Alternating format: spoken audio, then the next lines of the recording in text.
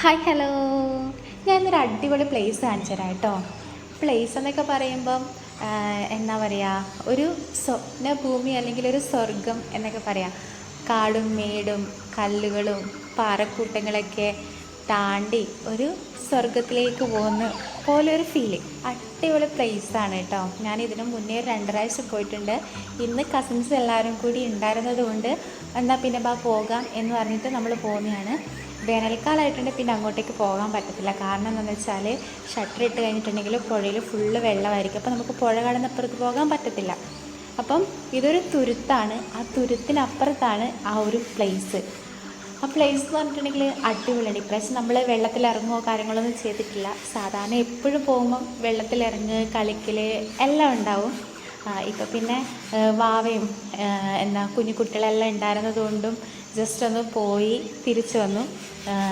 പിന്നെന്താണെന്ന് വെച്ചിട്ടുണ്ടെങ്കിൽ ആ സ്ഥലം എന്ന് പറഞ്ഞാൽ അവിടെ ചെല്ലുമ്പോഴേ ആ ഒരു ഡയറക്റ്റ് കാണണം, അവിടെ പോയി ഇരിക്കണം, എന്നാലേ ആ ഒരു ഫീല് കിട്ടത്തുള്ളൂ. ഇങ്ങനെ പറയുമ്പോഴോ അല്ലെങ്കിൽ കാണുമ്പോഴോ ഒന്നും ആ ഒരു ഫീല് ആർക്കും മനസ്സിലാവില്ല.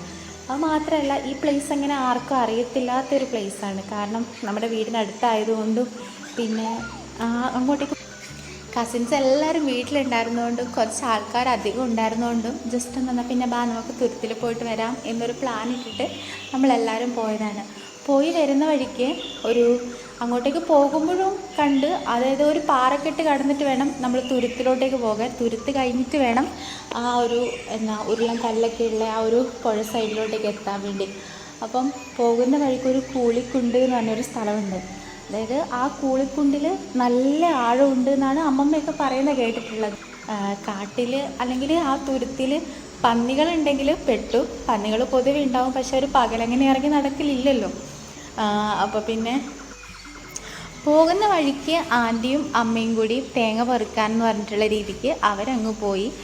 പിന്നെ ചെറിയൊരു പേടി ഉണ്ടായിരുന്നു. പിന്നെ ആൻറ്റിക്ക് ഓൾറെഡി ഇതെല്ലാം പണ്ടേ അറിയാവുന്ന പ്ലേസ് ആയതുകൊണ്ട് ഒരു ധൈര്യം ഉണ്ടായിരുന്നു അമ്മേനെ കൊടുത്ത് വിടാൻ. ഇനി ലാസ്റ്റ്, കാരണം നമ്മളെല്ലാവരും വേറെ വഴിക്ക് പോയി, ഇവർ രണ്ടാളും വേറെ വഴിക്ക് പോയി.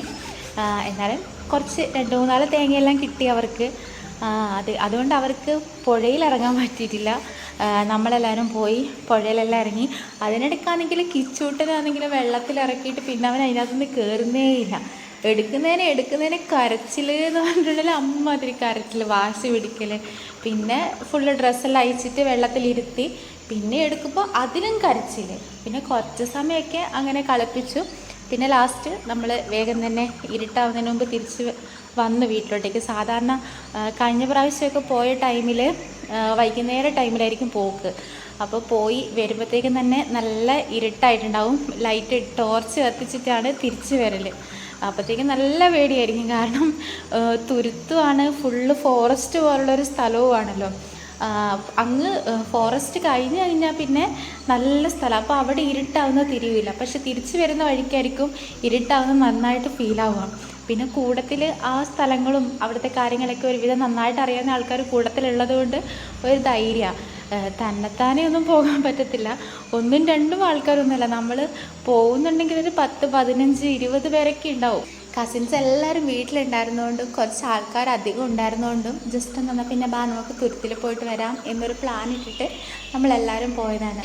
നല്ല അടിപൊളി പ്ലേസ് എന്ന് പറഞ്ഞിട്ടുണ്ടെങ്കിൽ ഒരു പ്രാവശ്യം വന്ന് നോക്കിയാലേ തിരിയുള്ളൂ അതിൻ്റെ ബ്യൂട്ടി.